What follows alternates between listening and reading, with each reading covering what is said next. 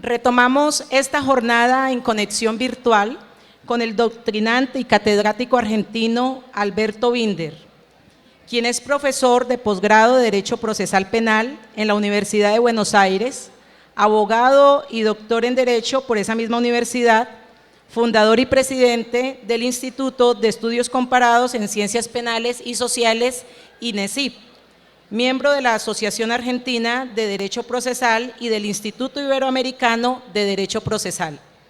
Ha sido asesor técnico en los procesos de reforma judicial en Argentina, Chile, Bolivia, Paraguay, Ecuador, Venezuela, Honduras, El Salvador, Guatemala, República Dominicana y otros países en América Latina. Codirector de la revista Sistemas Judiciales del Centro de Estudios de Justicia de las Américas, asesor de organismos de cooperación internacional en temas de reforma judicial, autor de numerosas obras de la especialidad, entre las que se destacan de las repúblicas aéreas al Estado de Derecho, ideas para un debate sobre la reforma judicial en América Latina, justicia penal y Estado de Derecho, iniciación al proceso penal acusatorio, política criminal y de la formulación de la praxis, introducción al derecho penal,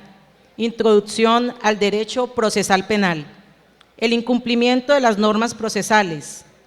ideas y materiales para la reforma de la justicia penal, policías y ladrones, una guía para discutir el problema de la seguridad, la implementación de la justicia adversarial, análisis político criminal, derecho procesal penal, tomos 1 y 2, y autor de artículos sobre tales materias. El doctor Binder ha intitulado su ponencia como Eficacia de la persecución penal.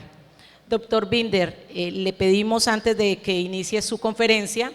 que nos regale 2 minutos. La presidenta de la Sala Penal y coordinadora del evento, la doctora Ana Julieta Argüelles, desea darle un saludo. Doctora Julieta.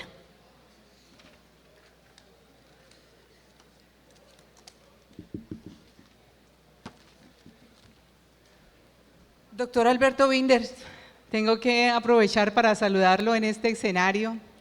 Estamos muy felices y muy orgullosos en Cali de tenerlo en esta conferencia que tuvo que ser virtual. Usted no me va a dejar mentir por su agenda,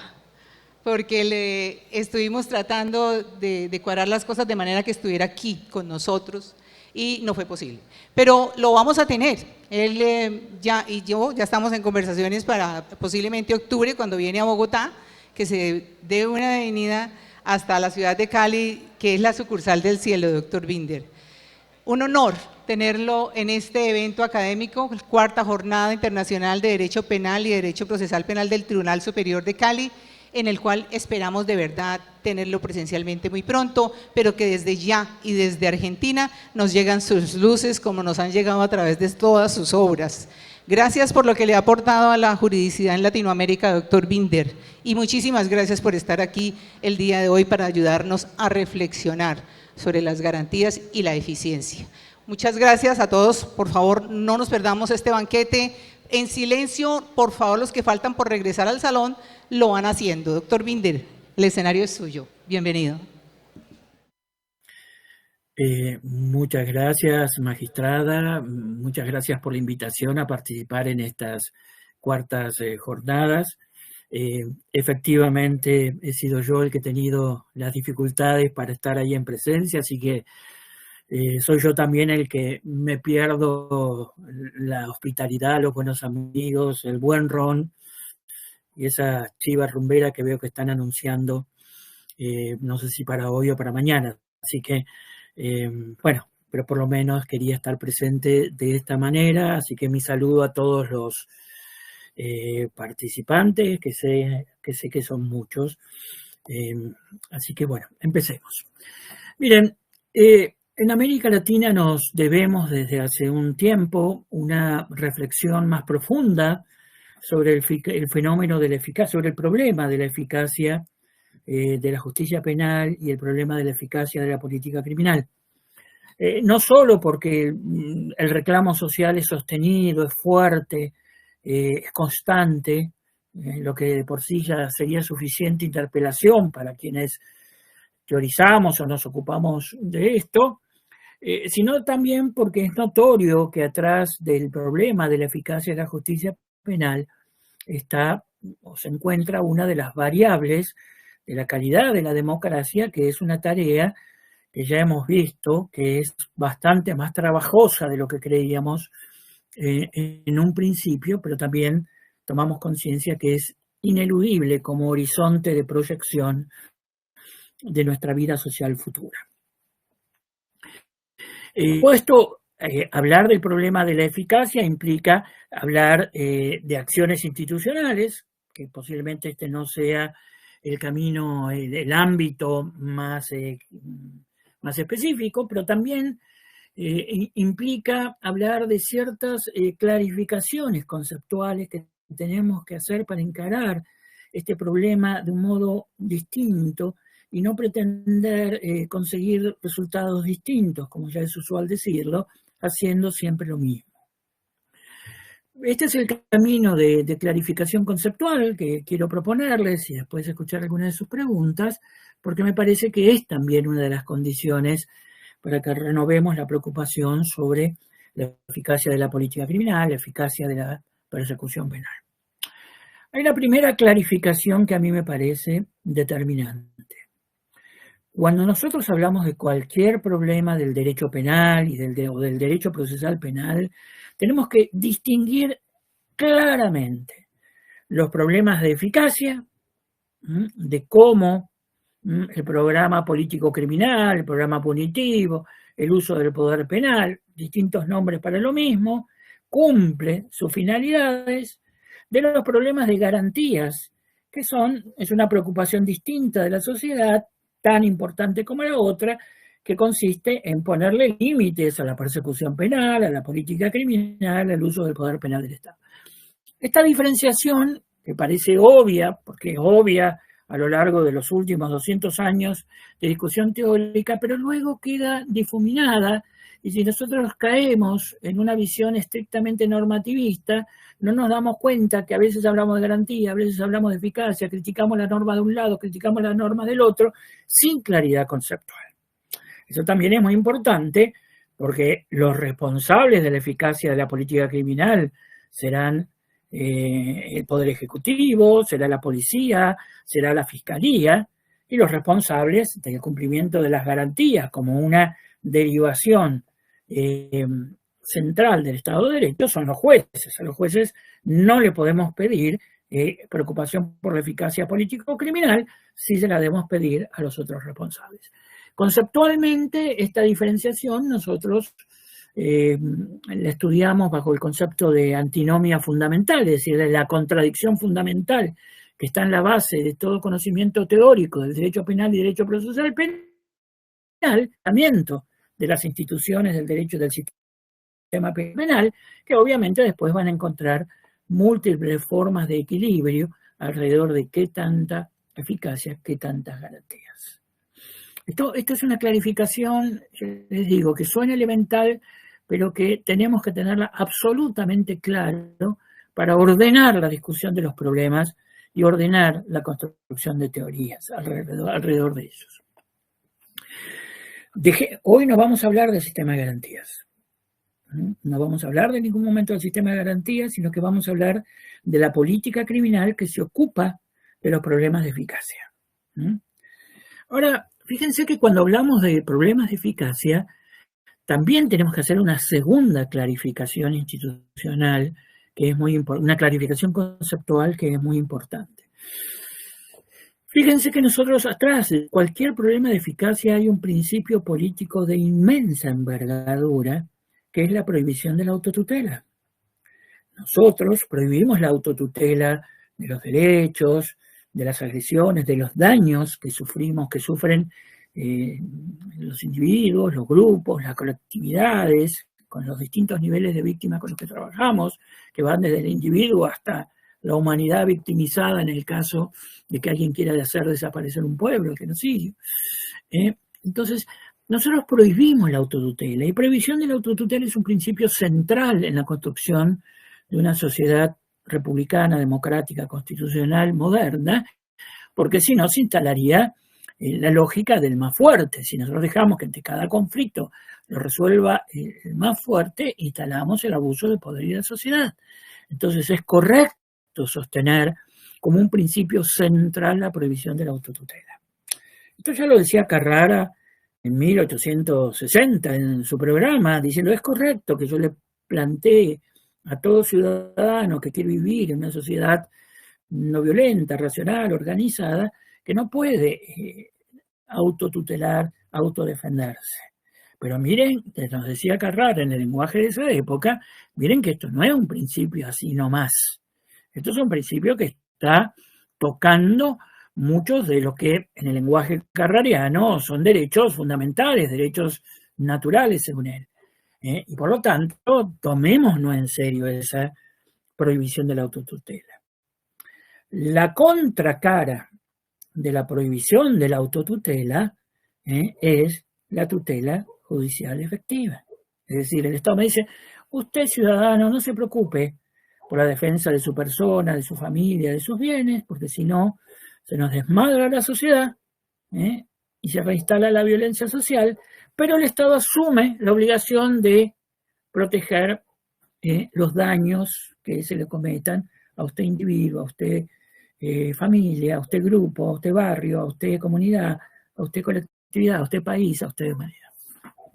Ese es el principio fundamental. Obviamente, no toda la tutela judicial efectiva, y subrayo, porque por eso se la llama así, por eso hablamos de problemas, no toda la tutela judicial, ni siquiera la gran mayoría de la tutela judicial pasa por el sistema penal, sino la más grave. Hoy tenemos un problema general de tutela judicial porque nuestros sistemas institucionales de tutela, usando el lenguaje moderno de gestión de conflictividad, están bastante atrasados respecto de las necesidades sociales, pero todo esto refluye sobre el sistema penal, pero siempre sabemos que hacia el sistema penal van los conflictos más graves y a su vez le hemos reconocido al Estado que para hacer esa tutela judicial efectiva en materia penal pueda utilizar instrumentos muy graves, como es la cárcel, la violencia ejercida por parte del Estado, que es justamente lo que pone en tensión el sistema de garantías en materia penal. Todo otra vez es una idea simple, pero es una idea que no podemos olvidar en ningún momento. ¿Por qué digo esto? Porque tenemos un problema de base muy grande. Yo no podría hablar de los números de la Fiscalía ya en Colombia porque no los tengo actualizados, pero conociendo los números de la Argentina y de otros países que sí hemos seguido, hoy podemos decir, por ejemplo, es una afirmación que yo me animo a decir porque tendría comprobación empírica, que posiblemente más del 90% de los casos,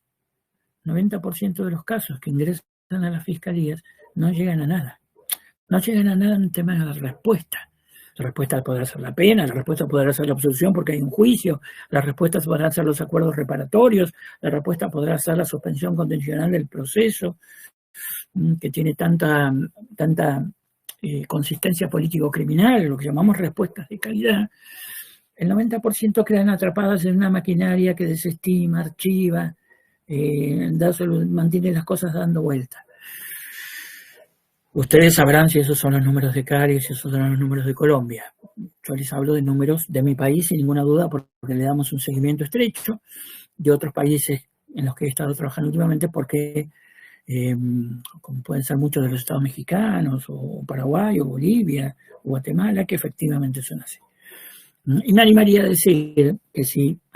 hacemos un estudio en América Latina, nos encontraremos con esos números. Ahora, estos no son números malos, estos son números catastróficos. Imagínense que yo tengo que convencer a la ciudadanía que mantenga su fidelidad al principio de prohibición de la autotutela, porque el Estado va a tutelar efectivamente los daños que sufre, y luego me encuentro con estos números que no son una creación de los medios de comunicación, no son una creación de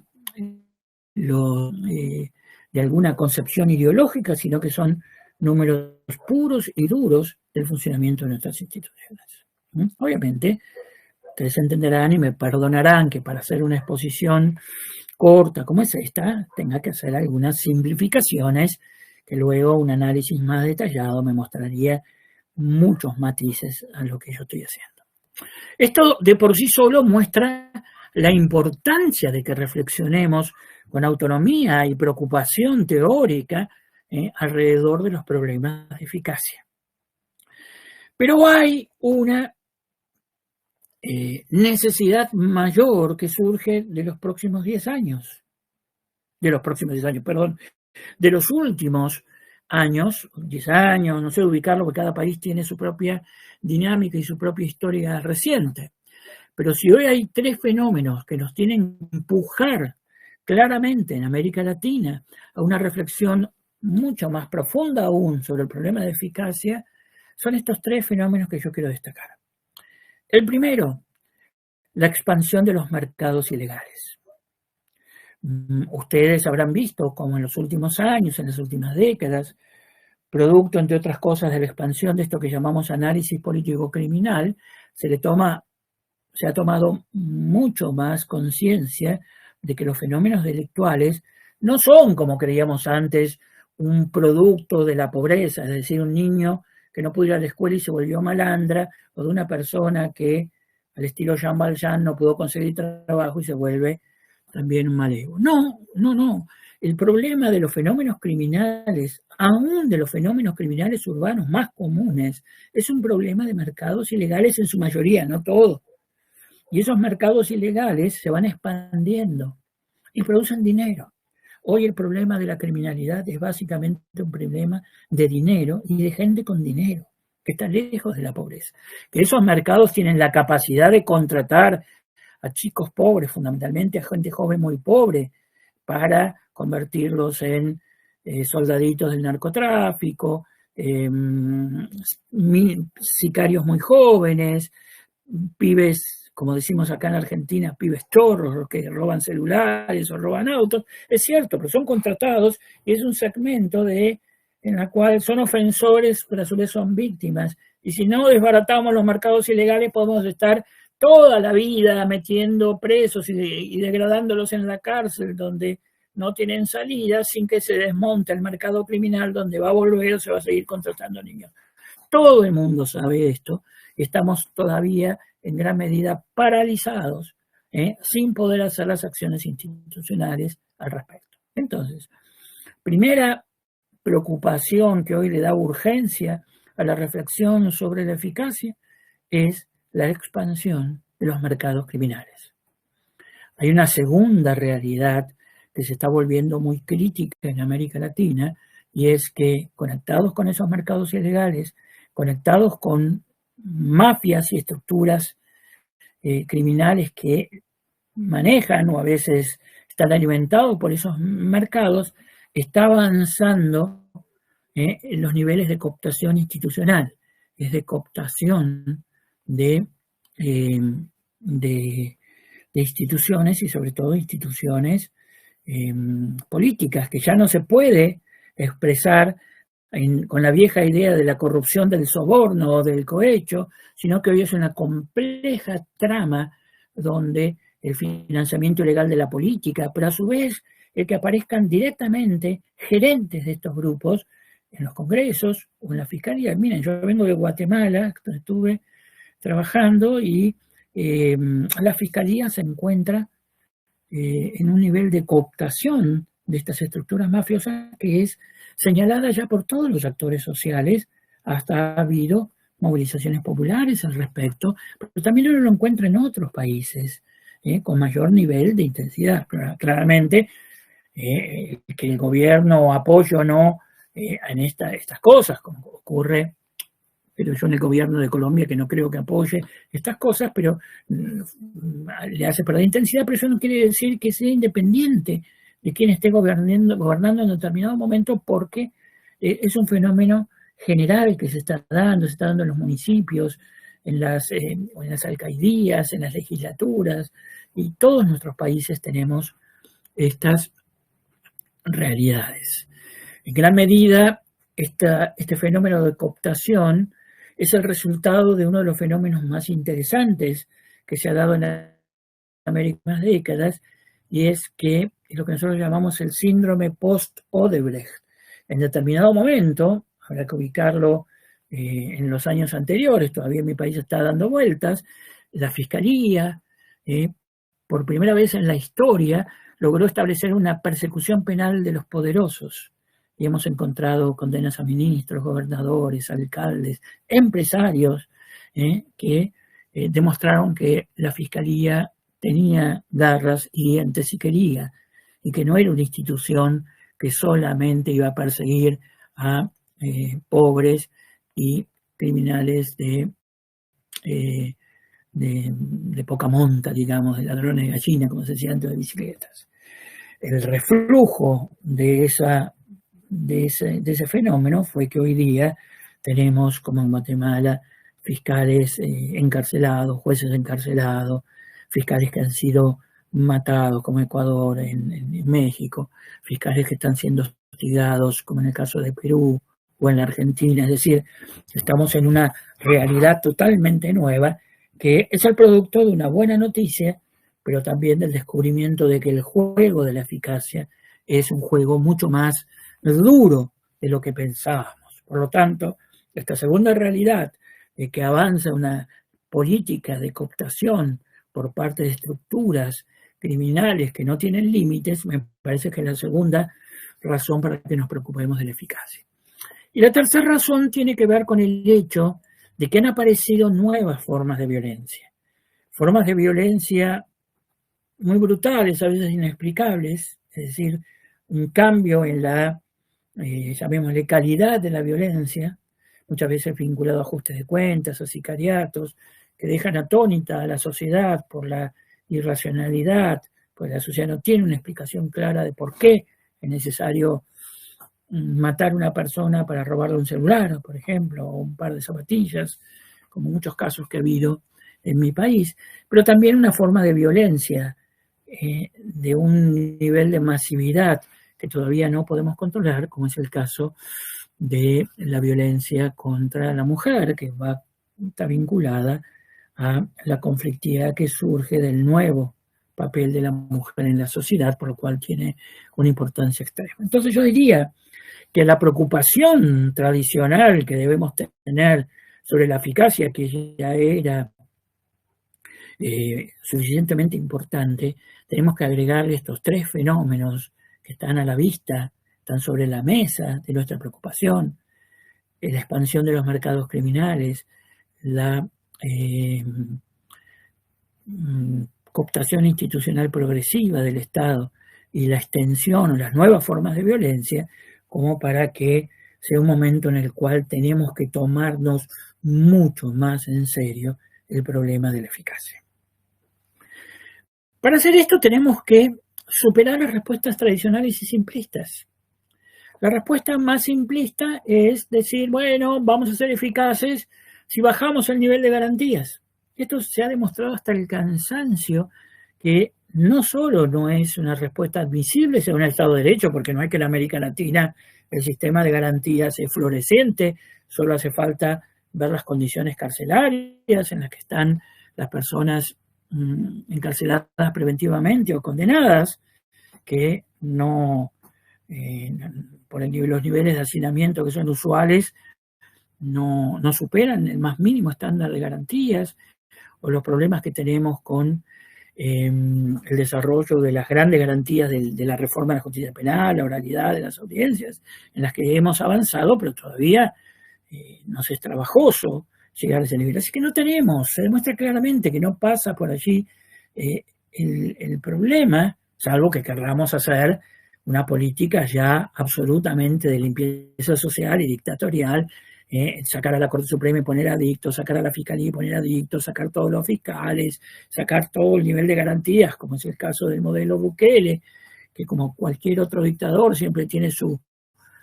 momento de máxima, digamos, de de popularidad y su momento de estrellato, y todos sabemos que eso termina, porque la historia de América Latina, de todos nuestros países, termina dejando la sociedad mucho peor de lo que la encontró. Pero sacando eso, que es un modelo extremo, meramente dictatorial, inadmisible en términos de mínima institucionalidad republicana y democrática, el decir que el problema de eficacia es bajar garantías es un engaño a la sociedad que oculta los verdaderos problemas de desidia, burocratización, complicidad, incapacidad que se encuentran en la base del problema de la eficacia. La segunda respuesta simplista es creer, y esto ya se está volviendo casi ridículo, que ante cada problema, ante cada crisis política o criminal o de seguridad, que es su prima hermana, tenemos que ir a reformar una ley. Aquí tenemos en la Argentina un caso que ya ha traspasado todos los niveles del patetismo, y es que desaparece un chico con hipótesis de que posiblemente lo hayan vendido, y posiblemente para alguna red de trata y prostitución infantil, algo que es tremendamente horrible, y la respuesta ante la incapacidad de hacer una investigación en serio, de coordinarse, etcétera, etcétera, etcétera, es poner una ley que agrava las penas para el futuro, ni siquiera para este caso. Estamos repletos en los últimos 10 años de esta, que ya ni siquiera llamamos demagogia punitiva, sino tontería punitiva, que ante cada crisis queremos aumentar las penas para el futuro, queremos cambiar algunas normas del Código Procesal Penal. Bueno, ya yo creo que la sociedad poco a poco se está inmunizando de estas respuestas simplistas. Y la tercera respuesta simplista que tenemos que superar, porque es una forma de evitar hacernos cargo de la eficacia, es lo que llamamos las estrategias de saturación. Saturación mediática, estamos permanentemente hablando como si los programas de televisión resolvieran los problemas, o estamos escuchando que los políticos permanentemente quieren manifestar claro, de que están preocupados, aunque no tomen ninguna decisión concreta. Es así como una actuación sobre la preocupación que cada vez se está volviendo más ineficaz. Estas tres respuestas simplistas, pónganla en relación con los tres nuevos grandes problemas que me agravan los problemas generales, y perfectamente podemos llegar a la conclusión de que no estamos haciendo bien las cosas. No las estamos haciendo bien las cosas y nos repetimos en una especie de círculo vicioso donde no nos animamos a tomar las grandes decisiones. Cuando yo digo las grandes decisiones, significa que las decisiones políticas criminales tienen que ver no solo con las leyes, sino con decisiones en los modelos organizativos, en los presupuestos, en el nivel de las operaciones de las instituciones, en la coordinación, en la articulación, en todo lo que el análisis político criminal, fundado en el análisis de políticas públicas, me muestra como el conjunto de las decisiones político-criminales que me llevan a que tenga un plan concreto y una actividad concreta. Para esa toma de decisiones, y para señalar ahora también en esta simple guía de puesta, digamos, en valor de los problemas que tenemos con la eficacia, me parece que hay como tres grandes problemas que tenemos que encarar de un modo mucho más enérgico. El primero es que la información con la que contamos acerca de los fenómenos criminales a los que tenemos que dar respuesta político-criminal es muy mala. En toda América Latina estamos produciendo una información de baja calidad. Solamente contamos casos, la Fiscalía cuenta los casos que le ingresan, luego la justicia cuenta los casos en los que actúan, y eso puede servir para medir respuesta institucional, pero no sirve para conocer los fenómenos criminales. No tenemos coordinación entre los distintos niveles de producción de información. Es muy raro que coordinemos la información del Poder Ejecutivo a través de sus organismos estadísticos o de los organismos especializados que hoy trabajan sobre la eficacia de la política criminal, organismos vinculados a la información financiera, supervisión de bancos, al tratamiento de los problemas de menores, de juventud, etcétera, etcétera, etcétera, con la producción de información de la policía, con la producción de información de inteligencia, con la producción de información que tiene el Poder Judicial, con la producción de información que tienen organizaciones sociales, con lo que se llama llamar la inteligencia social, es decir, la información que está instalada en el nivel de las propias víctimas. Es decir, todo ese mundo de la información no lo coordinamos, no responde a parámetros técnicos o pretendemos huir de los problemas mediante una complejización. Entonces, por ejemplo, nosotros que estamos dando una pelea para que las fiscalías trabajen sobre ingresos y egresos de calidad y tiempos, esas tres variables, siempre nos responden diciendo, no voy a trabajar sobre tres variables porque tengo 40. Y dice, pero ¿por qué usan 40 si todavía no están utilizando las tres principales? Bueno, es porque se ha generado una especie de idea de que la información es una especie de manto de oscuridad en vez de una herramienta de transparencia. Y porque además no usamos la información para tomar decisiones. Por lo tanto, si yo no tomo decisiones, empiezo a tener grupos de trabajo que se autonomizan, que trabajan para ellos mismos y me producen reportes que nadie lee, lo que pasa con los reportes de las fiscalías, etcétera, etcétera, o de las policías que nadie lee, nadie se entera. Entonces tenemos un problema grave de la producción de información que ya tenemos que ponernos a actuar, porque en la mayoría de nuestros países, creo que Colombia está entre ellos, como está la Argentina, está México, está Perú, tenemos mucha gente trabajando en la producción de información en nuestras instituciones, pero el sistema, en términos generales, no nos sirve. Además, hay otro problema, que el modo de análisis de esa información no nos sirve. Porque yo, para poder ser eficaz en la política criminal o en la persecución penal, que es una derivación de ella, tengo que conocer los fenómenos criminales. Para conocer los fenómenos criminales no alcanza con contar cuántas víctimas hay, cuántos imputados hay, cuántos decomisos hubo, sino que tengo que tener una mirada totalmente distinta. Por ejemplo, nosotros que hoy día estamos utilizando mucho la estructura o la idea de mercados criminales para conocer una parte importante, insisto, no toda, de los fenómenos criminales, nos encontramos aún en los mercados tradicionales, como es el narcotráfico, que la producción de información, el conocimiento de los distintos mercados que hay para que yo pueda tener una eficacia político-criminal es muy pobre. Hace algunos meses trabajábamos en uno de los estados de México, Ciudad Juárez, imagínense, una ciudad que ha tenido graves problemas de violencia vinculados a estos mercados. Allí nos decían, no, miren, el mercado de anfetaminas que usan las maquilas es uno, el mercado de marihuana es otro, el mercado de pastillas sintéticas vinculado a las fiestas de los jóvenes es otro, y la información final de cuál era el volumen de consumo era otro, con lo cual uno nunca tenía claridad para saber qué tipo de política hacer, cómo se estaba haciendo, etc.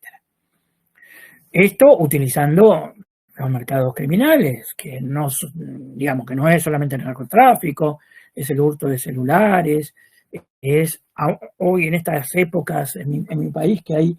estamos en una mala situación económica, pero en casi todos los países lo observo, hay un mercado que está muy claramente vinculado al deterioro de las condiciones sociales, que es el robo de cobre, cables, metales, y se sigue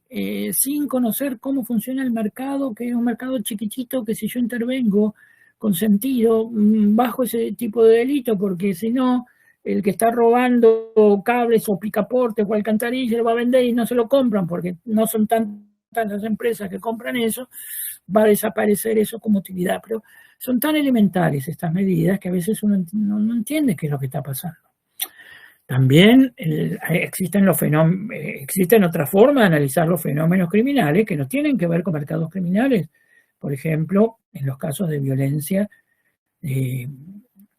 género, violencia contra la mujer, donde hay tantos estudios que a mí me demuestran cuando hay escalabilidad, es decir, cuando un conflicto que hoy cuando se me presenta en la justicia es menor, pero que ya tiene los elementos que lo van a incrementar en intensidad de ser violenta y posiblemente llegar a cosas muy graves o a la muerte, pero seguimos trabajando y como simplemente a mí me ha llegado un caso menor, la justicia lo trata como una amenaza, como unas lesiones leves, y tenemos un tratamiento tan tosco y un conocimiento tan tosco de los fenómenos criminales que en última instancia nos dice, bueno, sí, va a ser imposible construir eficacia. Ese es el primero de los problemas que tenemos que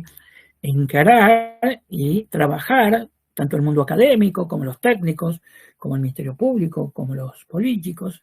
etcétera, etcétera. Hay un segundo problema, que es la planificación. No solamente tenemos que trabajar sobre la planificación político-criminal, que es tarea del Poder Ejecutivo, porque ahí está la policía, ahí están muchas entidades que hoy día tenemos que identificarla con mayor claridad, que forman parte del Ejecutivo, donde están las tareas preventivas, etcétera, etcétera, sino que también tenemos esta actividad que hoy día es central, que es la planificación de la persecución penal. Ya hay muchas leyes en los últimos años, esto ha pasado en Chile, ha pasado en algunos lugares en mi país, es notorio que en el pase de las viejas procuradurías a las fiscalías en México ya está como obligación legal, aparece la planificación, es decir, no alcanza con la rendición de cuentas, sino que el Ministerio Público tiene que planificar el accionar de los fiscales. Yo que estuve siguiendo algunas de las exposiciones en el nombramiento de la fiscal general últimamente en Colombia, ahí había ya notoriamente una preocupación por la planificación. Pero la planificación requiere, la planificación de la persecución penal, en el punto teórico, significa el abandono de una vieja idea, que es más un mito que una idea, de que la Fiscalía va a avanzar con todos los casos que en los que haya una denuncia, porque eso es imposible. Si estamos hablando de que posiblemente la hipótesis de que el 90% de los casos no llega a nada, porque desestimarlo no significa una respuesta de calidad, archivarlo menos, o decir una respuesta de calidad es imputar tampoco, porque la imputación es solamente una imputación, es una hipótesis, una probabilidad. Hasta que no haya una condena, hasta que no haya una absolución, hasta que no haya una respuesta de fondo al conflicto, no tengo respuesta de calidad. Entonces, con esos volúmenes, seguir pretendiendo de que existe una especie de obligatoriedad del ejercicio de la acción penal, como nos decía antes, el derecho procesal penal, cuando ni es históricamente cierto que ello ha sido el modelo, porque es una idea que viene del sistema mixto francés, y el sistema mixto francés funcionaba de una manera distinta, con altísimos niveles de discrecionalidad, y además es una realidad, puesto sobre la realidad del funcionamiento de nuestra fiscalía, se vuelve una broma o una burla. Por lo tanto, la planificación de la persecución penal es clave. Es decir, que venga un fiscal general y nos diga, miren, o los fiscales regionales, y nos digan, esto es lo que vamos a hacer en el año. Ahora, ahí tenemos dos problemas, porque para planificar yo tengo que tener objetivos. Los objetivos no se fijan por productos institucionales. El objetivo no es decir voy a tener tantas condenas, tantos decomisos, tantas personas con presas, eso no es, eso es un producto. Los objetivos en términos político-criminales se resuelven o se fijan en relación de los resultados, es decir, del impacto de mis productos institucionales sobre la realidad social. Fijar un objetivo político-criminal es decir, voy a reducir el mercado de hurto o el mercado que gira alrededor del hurto, es un mercado subyacente, de bronce a tal nivel en tantos años. Es decir, siempre el objetivo es evaluable y se fija en determinados. En 4 años voy a hacer desaparecer un 80% el robo de cables que hoy día causan una perturbación por internet, por las otras cosas. O voy a intervenir en el mercado de droga y lo voy a bajar 15%, o lo voy a transformar de esta manera, o tengo, digamos, este fenómeno está bajo control, lo voy a mantener bajo control. Los objetivos de reducción, de control, de transformación o relocalización, cuando decimos, miren, lo que puedo lograr con los casos penales es muy poco, así que simplemente voy a elegir casos estratégicos, el resto me voy a preocupar de coordinar con las instancias administrativas de control, como pasa en el caso del medio ambiente. Es decir, hay todo un mundo de planificación que gira alrededor de los objetivos político-criminales, que es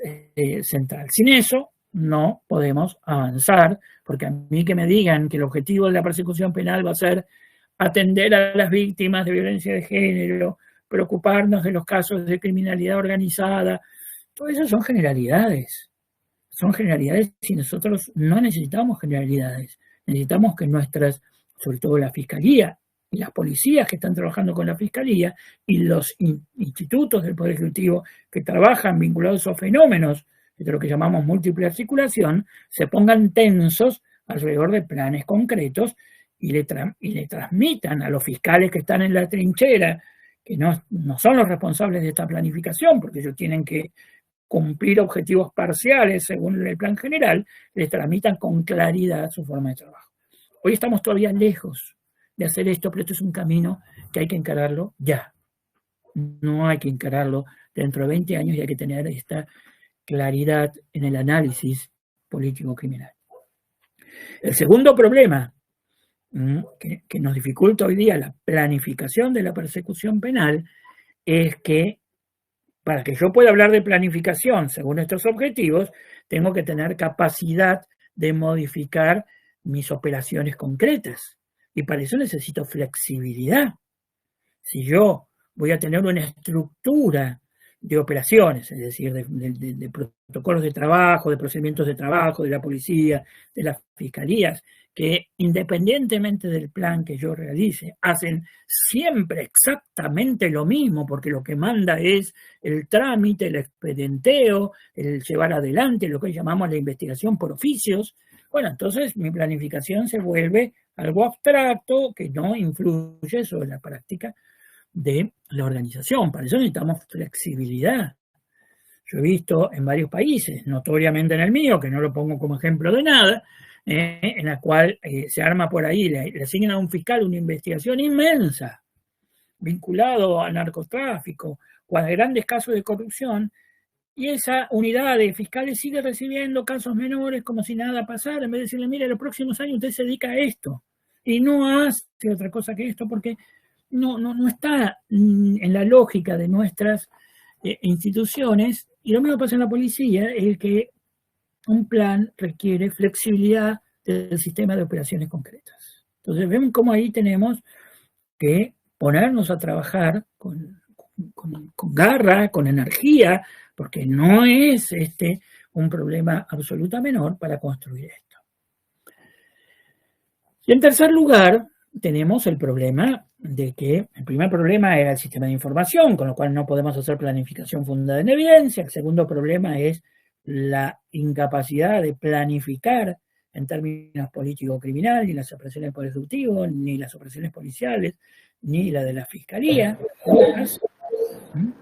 Y en tercer lugar, y con esto ya termino, tenemos los problemas de supervisión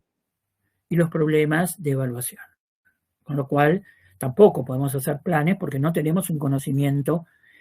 acumulado de todos estos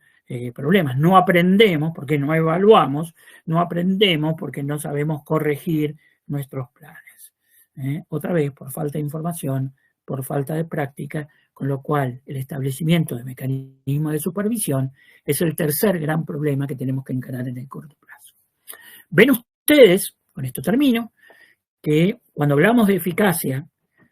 no es una escapatoria hacia la nada, pretender que es un problema de las garantías que tenemos. No está allí el problema, no obstaculizan en nada, es más bien un premio que muchas veces la burocratización de las instituciones nos pide para no resolver los problemas,